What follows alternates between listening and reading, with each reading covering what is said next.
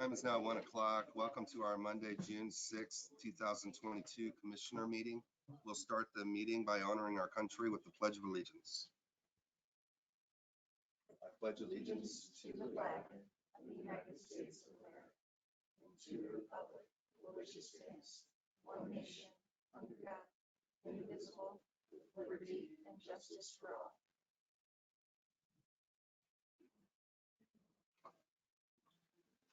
Okay, first item on our agenda today is our county attorney, Matt Shipman. The only thing that really have to report on is the ordinance is that Scott review. Okay. Any questions for Matt before we get started? I have none. Okay, next item on the agenda is Nathan Bilger for rezoning requests and updated fee ordinances.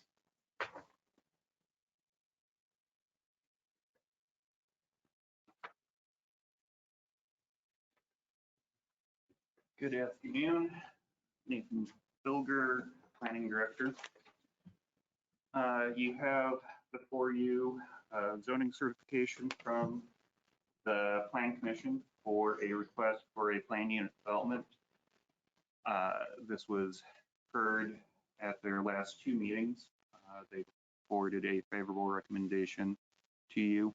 Also attached to this is a proposed written commitment from the petitioners that outlines a few additional things. So hopefully you've had a chance to review both. In essence, though, for a quick summary, what is being requested is a land unit development in order to allow for the petitioner to use their property somewhat as they have been, but to allow for more flexibility going into the future. They operate a event center sort of activity, as well as offering some farm to fork activities, as well as some other peripheral commercial activities. And they have some intentions of allowing some small scale residential development, all mixed into the same overall property. So rather than carve up individual segments of zoning districts, planning development allows kind of a mix of different uses all as one ordinance. There are some development standards in here specific to the PUD, most notably parking related to the event center, allowing that to have some specific site standards. But many of the standards revert back to the underlying AG, or excuse me, not underlying, the existing AG zoning district, and in the conservation area, the Parks and Recs district. So that's a quick summary. Any questions for me? The petitioner and their representative are here as well, if you have questions for them. And I would give you an opportunity to speak if you'd like. You want me to walk up there? That'd be great if you could come forward and introduce yourself. My name is Robert Ehrenman. I'm an attorney with Howard Pelton, Fort Wayne. I represent Pete Nels, Esselman, Joseph Wagner Farm, Joseph P. Wagner Farm LLC, and also Arete Development. Those are all the owners of the real estate. And I think Nathan had a very good summary. I don't have anything to add other than I know this is, even though it's been in your ordinance for a while, this is the first time you've had a formal planned unit development. I think the way the process has gone, it's certainly going to be a tool that you're going to be able to use in the future when you have these types of mixed use developments. So we think we worked with the Plan Commission staff, we worked with the Plan Commission attorney.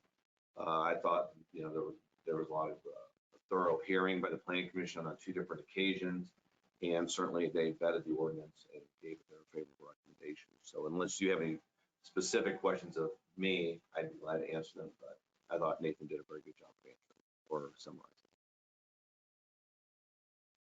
I'd just like to say I'm on the Plan Commission, and we did extensive discussion for two meetings on this, and I think we've all had a chance to take a look at the zoning laws or the zoning ordinance 6.1 to 6.9, And I think it conforms to the PUD zoning ordinance. And I would be in favor of passing this ordinance. I'd entertain a motion. I'll make that a motion. Second. We have a motion and second. Any further discussion? I'll call for the vote. All those in favor, please signify by raising your right hand. And opposed, the same. That passes unanimously.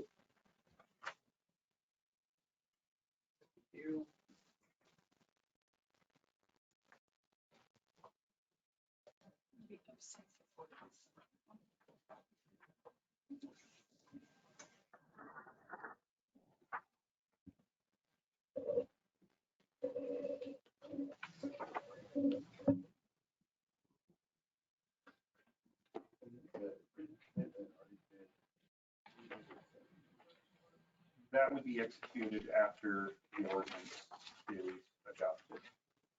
The way it's worded, I was just rereading through that to see if you had to adopt that too, but the way it's worded, this is adopted in the ordinance.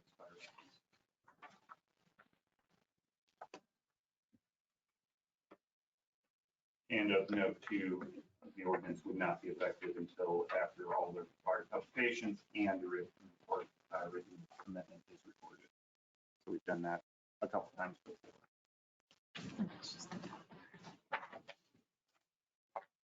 The other ordinance before you is actually a joint ordinance. This is for updating the schedule of fees and charges for the planning department, planning and building department. It's a joint ordinance with the city. We are a joint department with the city. The last time we updated fees, both permit fees and petition fees, was in 2016, not long after I got here. That's been 6 years. It had been 5 years before that. And I believe about the same before that. So about every 5 or 6 years, we need to go through and update it. As I discussed with the Joint Advisory Board and then with the fee committee as well last week, most of the building permit fees are relatively still okay. Next time we'll see a bigger increase, but we did bump up the base fees for most of the building permits. So my estimate would be about a 10, maybe 15% increase in those. But again, every 5 years or so, that's not too big a deal. The petition fees, which are on the last page of the ordinance, are where most of the biggest increases were, and that's largely going to trying to cover our meeting costs because we pay stipends for each member, and so we increased that. I will say that this still, the planning fees still have a fairly high subsidization rate because the planning department still answers a lot of things that don't show up as petition fees. So it can't be 100% user fee based, not quite like the building department or building side. So that's the fees. This would go into effect assuming the city approves it, assuming you approve it and then the city approves it. There is a state statute that requires a 90-day waiting period after the ordinance is adopted, so this would not go into effect until September 1st. Any questions for me? How do our fees compare to our neighboring counties? This will put us kind of on the leading edge, the higher edge, but right now we're kind of on the lower edge.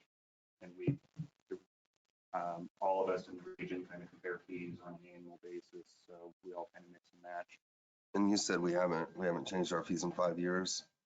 Since 2016, so it's almost 6 years now. Any reason why we don't revisit that annually? Because it's an ordinance, it's a process, goes through. That's why.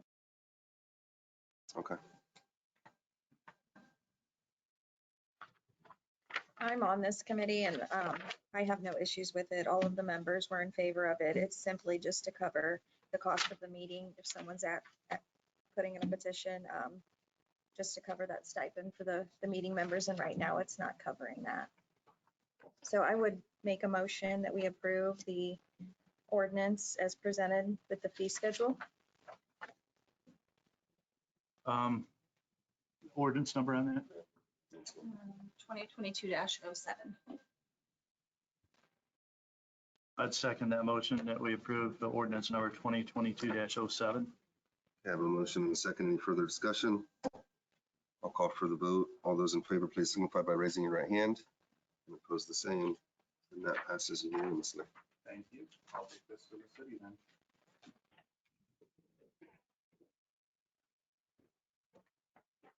Thank you, Nathan. Thank you. Thanks, Nate.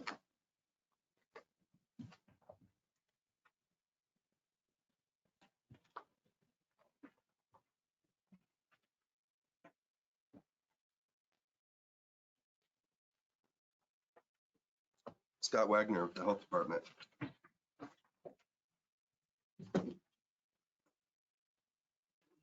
Good afternoon. As Beth mentioned, previous meeting had some additional things to look at. I was not aware of the fee committee last week, so I might have to take all these things to the fee committee and have to review any of these things. The one thing we would get permission, obviously, to take it to them. So the first thing was for paternity fee. We looked at all about 11 other counties in our area.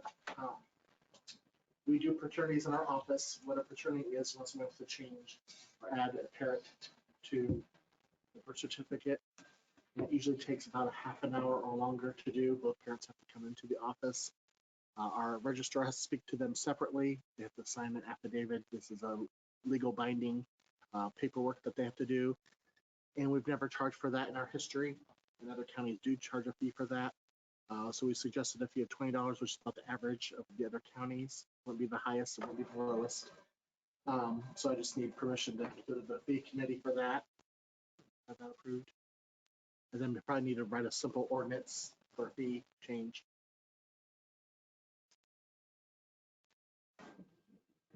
I have no issues with it.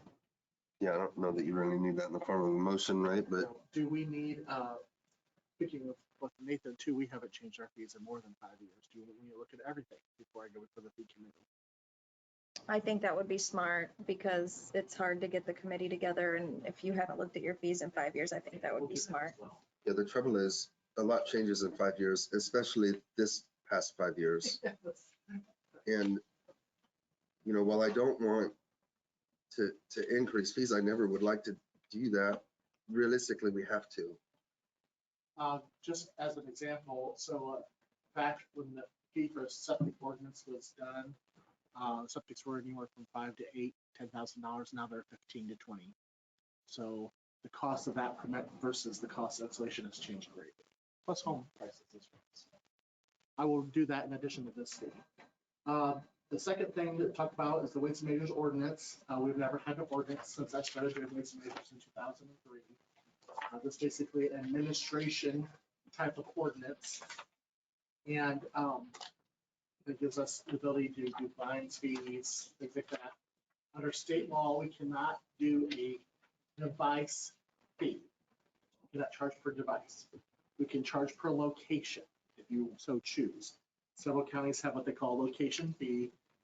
And that would charge somebody like a $20 fee for like a gas station versus Walmart versus somebody that has one scale. And so it may seem a little bit unfair for a person that has one scale for $20 fee, and you got Walmart who would do 30 some scales, one fee.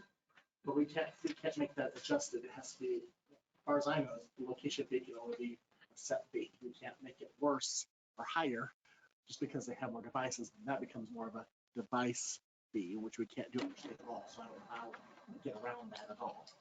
And the reason why people do that is because a lot of times your weights and measures programs are independent and they are usually home-based, and those fees are there for that budgetary input.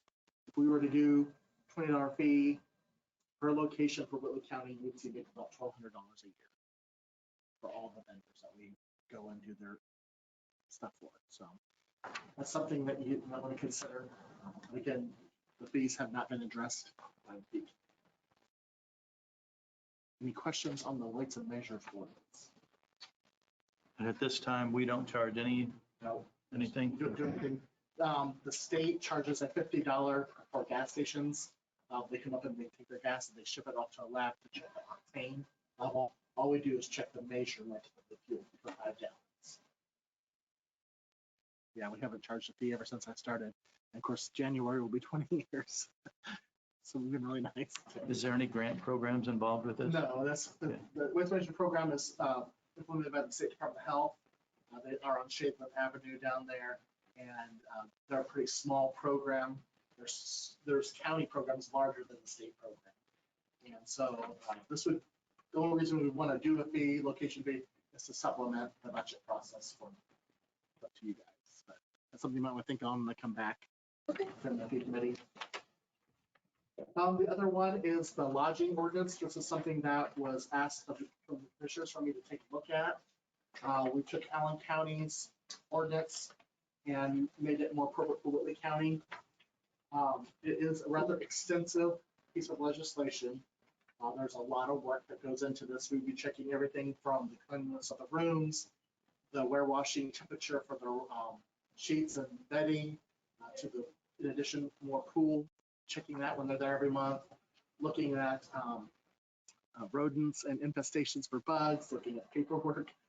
It covers a lot. We would be there and we will be able to see every room or make a schedule and see every room on a rotating basis so that those things are checked continually. This would only qualify for commercial lodging facilities, but not count for bed and breakfasts or Airbnb or things like that. It would just be your commercial hotel, motel locations, which we only have 4 in the county, which is all in Columbia City proper. Which is the Holiday Inn, Quality Inn. Let's see each other. right, Holiday Inn Express, and then Yes. Quality Inn. Super 8, and then the budget motel. I think it's needed. We only have 4, and we've had some serious issues with one of the facilities lately. Again, none of the fees have been approved by the fee committee, but there's something that you might want to look at. It is extensive. It will require additional time to do. Talked with Mike Malcolm, who does our weights and measures and tattoos, and he may be able to do that. We may have to look for additional appropriations on our part-time budget in order to cover that, because he can work up to 29 hours a week. He has to be full-time. But with this, even if you're not on a schedule for inspections, if there's a complaint, then the ordinance would support you going and doing an inspection, right? Correct. Yes, we don't have any current. The only time though we could go in there without an ordinance is if it's a health hazard, or if it's something we refer to another department. But yes, as far as some of these things, we don't do at all now. We wouldn't be able to cover parts. So yes, that would help. It gets a presence of the county in the building every month, which I think would be an additional help to the locations as well. Things to look for, things to look at. So then just once a month you would go. Once a And month. are they always scheduled? I mean, No, obviously this would someone's not be going, a scheduled, so you can just, show up whenever, be after hours, early morning, whenever they're legally open for okay, business. and Which all of them are open. But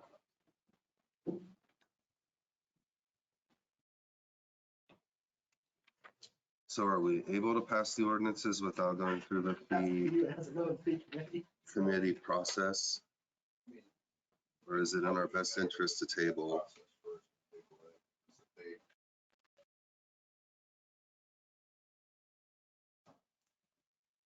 Yeah. Commissioners? I'll make a motion that we table it till our next meeting, and in the meantime, we'll get a fee committee meeting scheduled. Second. We have a motion and a second to table. Any further discussion? I'll call for the vote. All those in favor, please signify by raising the right hand. And that passes unanimously. The last thing I had is some changes to the existing food ordinance. We didn't want, we needed to change the whole ordinance. But there's a couple things. State law, as of last year, barred the health department from charging for vending fees, vending machine fees. So some of our large factory areas have vending fees. And we only charge per company, whereas other counties would charge per location. And so that's why their lobbyists from the state had that removed. So we'd have to remove that part, section B, 10-C from, or excuse me, the vending machine location fees are removed completely from there. couple other changes under section B6, B10. We'd want to make changes to that, and Matt could do that. And I could give you, you have the food ordinance, we could just strike and highlight. So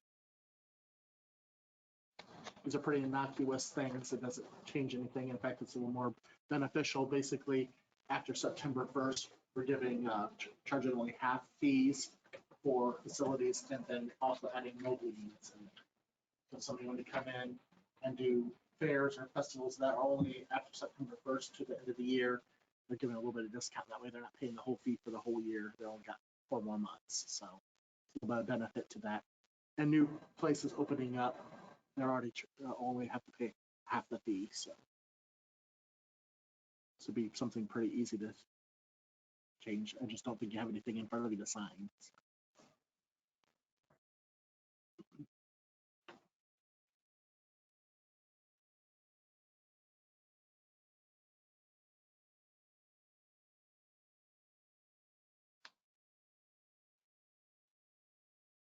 Any questions for Scott?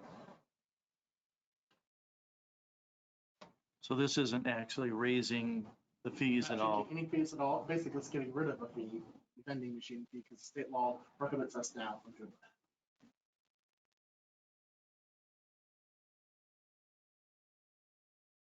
that. Matt, do we need to actually have the ordinance that's amended to do that? Okay, so we should table it till next month. I'll make a motion that we table the vending machine location and fees for our July meeting. Second. I have a motion, a second. Anything further? I'll call for the vote. All those in favor, please signify by raising your right hand. And that passes unanimously as well. Starbucks should be getting open here in the next month or so. Culver's has purchased their permit, so they should be breaking ground. So those are 2 new things coming to our area. So it's really exciting. COVID numbers for May were 5 people per day, so not too bad. It kind of tailed off at the end. Seems to be going away. We do not have any monkeypox cases, and hopefully never will.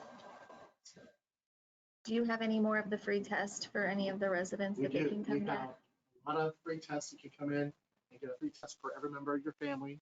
Just come up to either office at the health department, and And they're the take-home ones? yeah, you can take it home and use it whenever you need it. Okay, so that is available for anybody that would need that, so thank you. Thanks, Scott.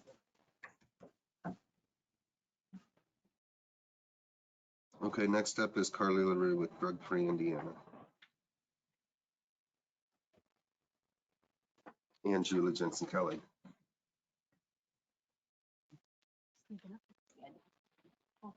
Yeah, representing Drug Free Whitley County, we are looking for approval for the yearly comprehensive community plan in order to disperse our funds to grants in areas of prevention, criminal justice services, and treatment. So I think that you guys got all of those papers. So this has been approved by Drug Free Whitley County, and it's also been approved by Indiana Criminal Justice Institute.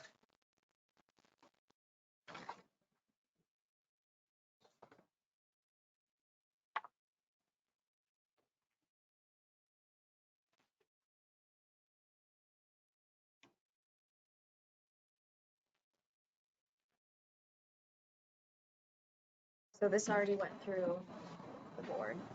Okay. Now remind me, was this a grant last year? Was this grant funded last year? So we get, when someone's arrested for a crime that's related to drugs or alcohol, we collect a fee for that. And some of it goes to the state and some of it goes to a pot of money that Drug Free Whitley County manages. And then we use that money to award Okay. grants to like schools or various organizations. Okay, so all of this is out of that pot of money that you're talking about. Okay. I have no issues with it. I'd make a motion that we approve the Drug Free Indiana request for funding for 2022. Second? Okay, I have a motion, a second. Anything further? I'll call for the vote. All those in favor, please signify by raising your hand. And that also passes unanimously.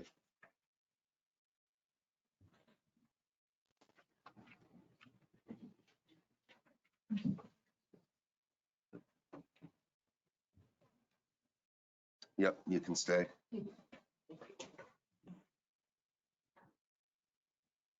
I think, I don't know how many years it's been, probably at least 7 or 8 years. The county's been participating in the corporate challenge with the YMCA here in town. And so that time has come again. And so I'm here asking on behalf of our county employees to see if the commissioners would fund the corporate challenge team, which is $500. I have an invoice here from the Y. And so we have a schedule that starts in August if approved. And we could send that information out to all the employees to see who wants to participate. It's been well attended by employees in the past. And it's a nice time after work for us to spend time together.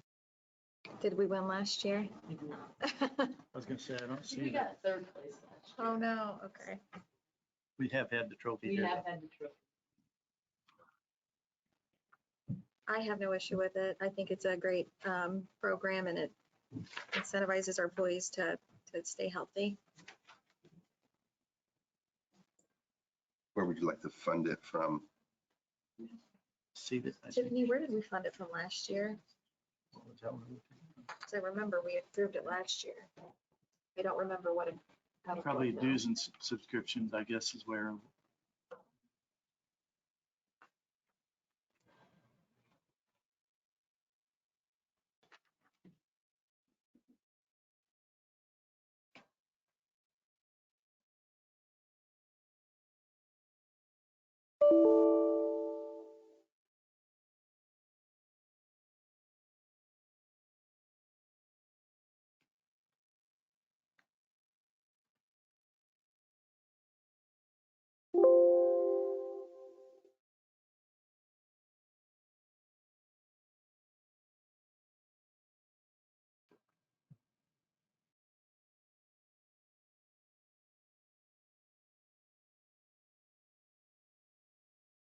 Programs from county general. I'll make a motion that we approve the 2022 corporate challenge of $500 out of dues and subscriptions. And I'll second. I have a motion and a second. Anything further?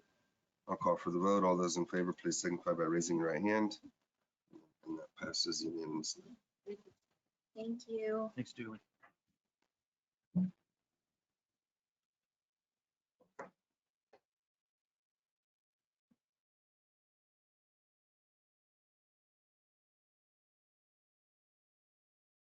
Okay, Katy Fry would be next, but she sent us an email that she's not able to attend and provided us with information for our next meeting. So we'll move on to the CM Selection Committee recommendation. I was not able to attend the last meeting, but Tony from Elevatus is here. Any chance he could come and give us an update? Yeah.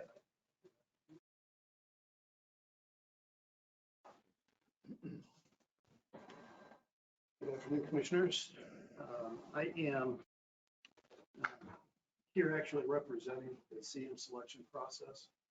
As you know, the county is undergoing a new sheriff's office geo project, has elected to utilize construction manager as constructor delivery approach. And to that, the state has a very prescriptive path for you to hire a construction manager at risk. So we have gone through that path, and this letter is intended to summarize really that path and the selection committee's recommendation. So with your permission, I think it just makes sense to read this letter. The purpose of this letter is to formally make that recommendation and issue this letter to you as a public document. Yeah, please. Okay. This letter is addressed to all three of you. It says that as the Board of Commissioners is aware, the county has elected to utilize a construction manager as constructor, a delivery approach for the construction of the new Sheriff's Office and Detention Center in accordance with Indiana Code 5-32. On behalf of the Whitley County Board of Commissioners, Elevatus Architecture issued a request for proposal for CMC services on April 25th, 2022. On May 16th, 2022, the county received proposals in response to the issued RFP from the following companies: Wagner Construction of Fort Wayne and South Bend, Garma Construction with offices in Terre Haute, Evansville, and Indianapolis. Pursuant to Indiana Code 5-32, an evaluation committee was established to review the proposals to evaluate for completeness, form an opinion, and make a recommendation to the commissioners. This task has been completed, and the purpose of this letter is to formally recommend the CMC to the Whitley County Board of Commissioners. As required by Indiana Code 5-32-3-5, a brief summary of the evaluation committee's opinion of each offeror and their proposal is provided below. So the next I'll read really are the committee's opinion on each offer. So Wagner Construction, multiple committee members reported having positive experiences working with Wagner. This offer proposed a complete and competent project team, which is identical to the Whitley County project team, which is a similar jail project that finished on time and under budget. Wagner clearly demonstrated vast experience in constructing or managing the construction of county jail projects in the past. Wagner showed a true commitment and desire to partner with the county prior to the release of the RFP, and that passion continued through their proposal. Reference calls were made, which all resulted in positive recommendations.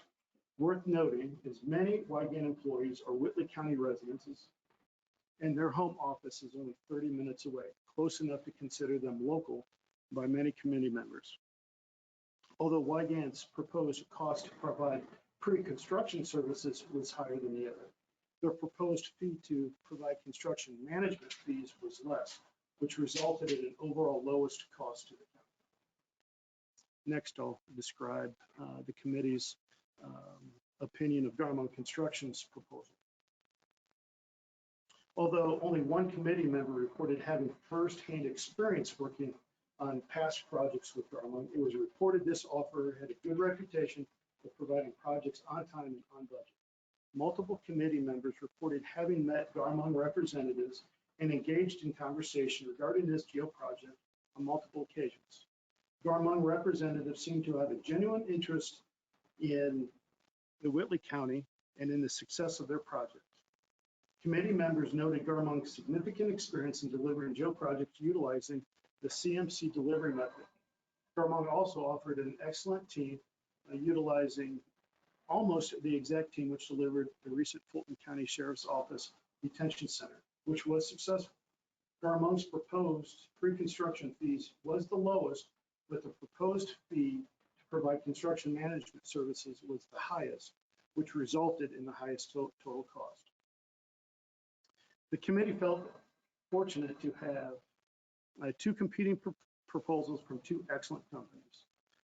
Through conversation with little debate, the evaluation committee chose to forego the interview process and selected Wagner Construction as the recommended construction manager to deliver the county's new jail project for the following reasons.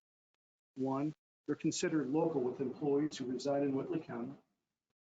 Two, excellent reputation of completing jail projects on time and under budget, returning unused funds back to the county.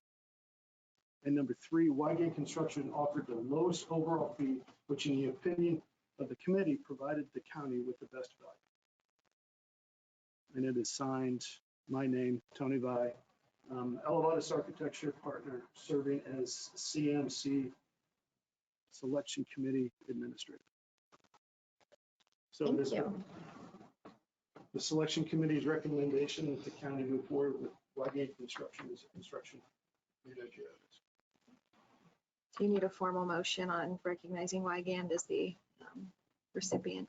I would think so, yes. I'll make a motion that we formally accept the committee's recommendation for Wigand Construction for the jail project. And I'd second that. Yeah, I have a motion and a second. Is there any further discussion? Hearing none, I'll call for the vote. All those in favor, please signify by raising your right hand. And oppose the same, and that also passes unanimously. I'm going to give this to you. Thank you. Yep. Yeah, thank you. Anything else for me? No? How's design coming? Yeah, it's coming along very well. We met last with Sean and Travis, and it is going very well. We selected a site. I'm sorry, a site plan, so we know how the building's going to be situated. We are ordering surveys and soil borings. We had investigated the initial soil borings, which showed us some really poor soils in one corner of the site. Thankfully, we're not planning to be in that corner of the site. So that was good news. And we have selected a JCAP design going forward. It does expand the building, so we are going to work with the construction manager really on the next cost estimate to see if that expanded JCAP program is appropriate or if we have to dial the scope back a little bit to make sure we stay within it. Great. Good deal? Thanks, Tony. All right. Thank you. Thank you.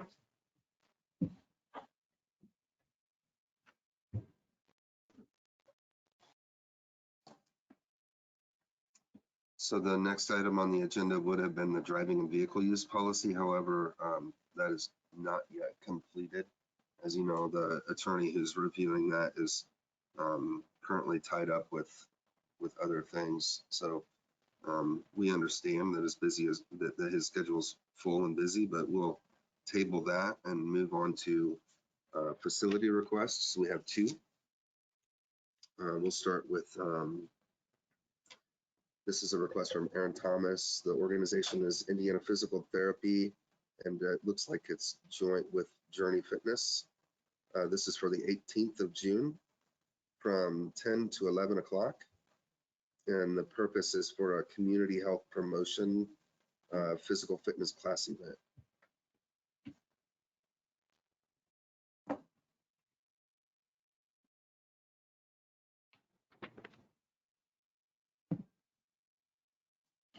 Do they know what they're gonna, it's not gonna tear up the lawn, correct? Or do we not know? Is anyone here? I think they'll have to, I wouldn't imagine that they would do anything to tear it up, but I don't know. did they talk to Mark Sturdivant at all, do you know? That makes me a little nervous. I'm not sure what kind of class they're talking about.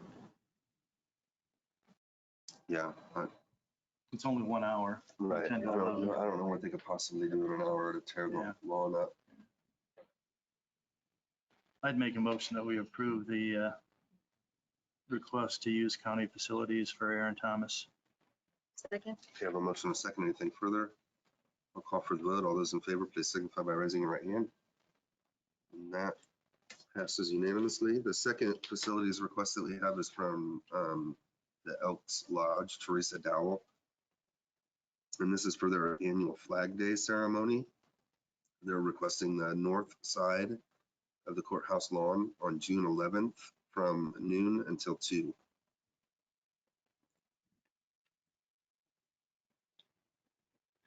They've included a letter just stating that they won't need any access to power or anything like that. Just it's a family event, and it'll include the history of our nation's flag.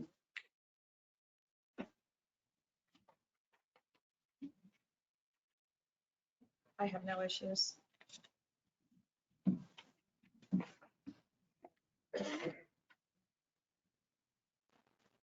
I'll make a motion to approve the Elks Lodge request for county facilities. Second. We have a motion and a second. Anything further? I'll call for the vote. All those in favor, please signify by raising your right hand. And that also passes unanimously.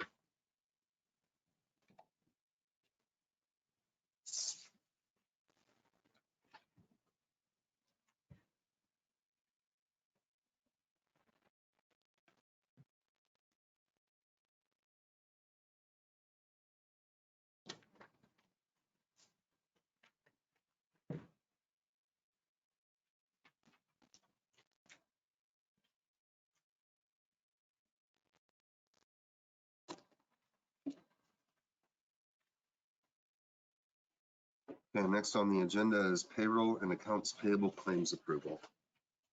Yeah, I had a chance this morning to examine the payroll and accounts payable claims. Everything looked normal, and I didn't see any issues at all. I think the auditor's office is doing a great job here. We appreciate that.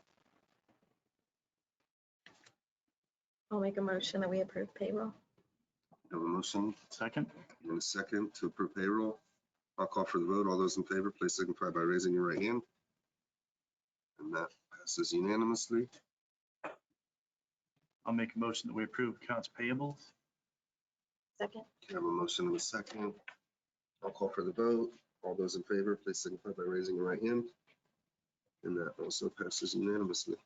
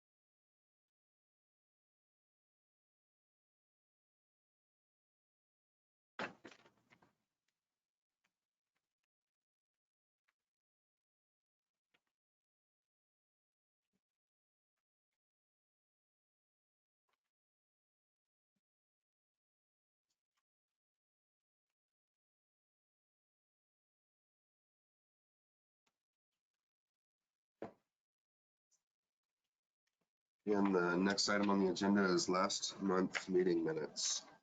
The last meeting's meeting minutes from May 16th. I'll make a motion that we approve the May 16th, 2022 minutes. Second? I have a motion and a second. I'll call for the vote. All those in favor, please signify by raising your right hand. Minutes passed unanimously.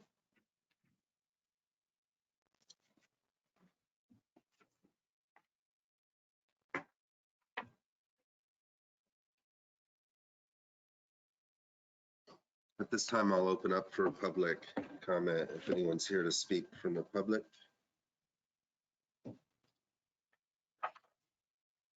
Hearing none. Attorney Matt Shipman, anything to add? Auditor, Moment. Commissioner Trump, Not at this time. Commissioner Basinger. Yes. So I know that we have spoken about the ARP funds at multiple meetings. And also the minutes will show that we discussed it in the last meeting that we had. And I also spoke to council about it the last time I presented there in place of Commissioner Banks, who was unable to attend. So it is not on the agenda. It took a little bit longer to button it up, but we do have a plan that we have come up with that we plan on presenting to council in our commissioners report. So I will go ahead and read what we have. $2.5 million to retrofit the current jail into a new space for community corrections. $1.6 million for infrastructure, and that would be for like the sewer district project. It would be for highways, because they are unfortunately, with all of the escalation clauses, they are not able to do the amount of work that they want to. We feel that it's extremely important to keep our roads in good condition, so we would like to set aside some money to make up for that, to make sure that our roads are safe for our constituents. 1.7 million for broadband. As you know, Surf Broadband's been working with our community. They've invested in Columbia City. They also plan on reaching out to the other municipalities. However, the really rural areas, there would never be a business argument to be made. So that portion would be for, they will help apply for different grants, and a lot of them are 80-20 grants, meaning the 80% is covered by the grant and the other 20% we have to make up. So that pot of money would be for that. $350,000 for Baker Tilly to help us with our financial needs, our overall 5-year financial comp plan, and then just to kind of know where we sit now as a county financially, and to help us better plan going forward. So that's already been allocated.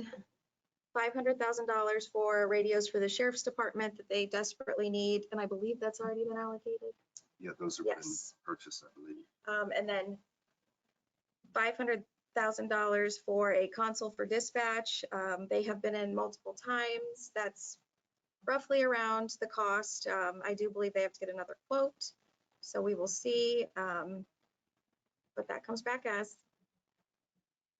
So I don't know, do you gentlemen have any? It's my understanding that the process requires us to have a plan. Is that right? I mean, I'm just trying to recall from the meetings that we've had.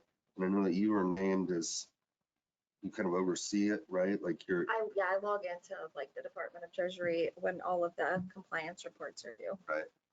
So I think the plan is needed and it's good. I mean, that there's nothing here that I disagree with. So I think it's a good plan and something worth taking to council for their approval. So do we want a motion for a favorable pass? The chair recognizes Councilman Tom Warner. Retrofitting the jail for a new community corrections facility. And also I will note that there's very specific things that it can be spent on. It cannot be for new construction, but you can retrofit an old building. So that's the purpose of that. The rules that came along with they gave us 4 categories where the money could appropriately be used. And unfortunately, new construction is not one of them. Otherwise, I think we would have probably tried to funnel all of it to our jail project.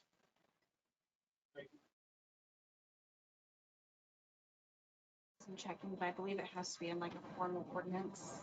The plan does. So I'll talk to other counties and see if they have any examples that they can give us. I can get with Attorney Shipman and get that wrote up for you.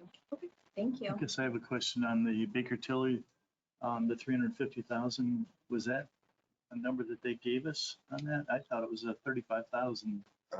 No. So I think there's just a small misunderstanding. There's already been 350,000 allocated by council of ARP funds.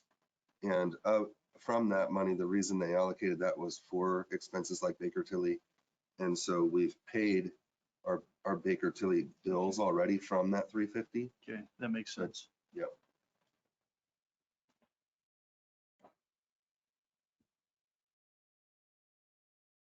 So you'll check and see if we need or if we need to pass an ordinance for the plan. Right, and I do believe you do from Okay. of the conferences that we've attended. It has to be very detailed plan of what you're using the funds for and Okay. everything. And do we know when that's due? Just before you spend the funds. Okay. But we've already spent. Well, I From the mean, like funds. the whole pot of the funds. Okay. But I'll reach out and see if anybody has any examples for us. Okay, thank you. There's so many rules that surround it, which I appreciate. I think that's good. But there's a lot of steps. Anything else? I think the council, was that something that was approved by council? No, Whitley County Council has not approved consoles. We left it in there just in case, so that money was there, if that's. If that's the direction or the will of council moving forward, then it would be an appropriate use of ARP dollars, but we left it there for council's discretion.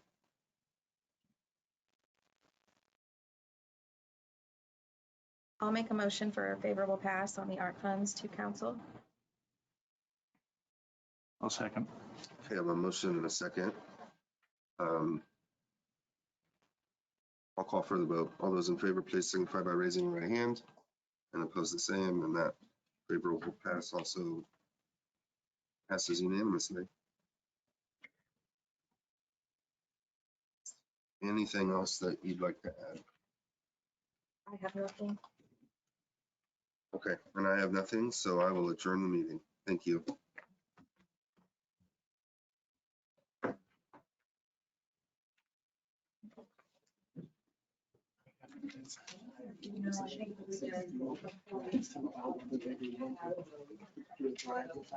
Mhm.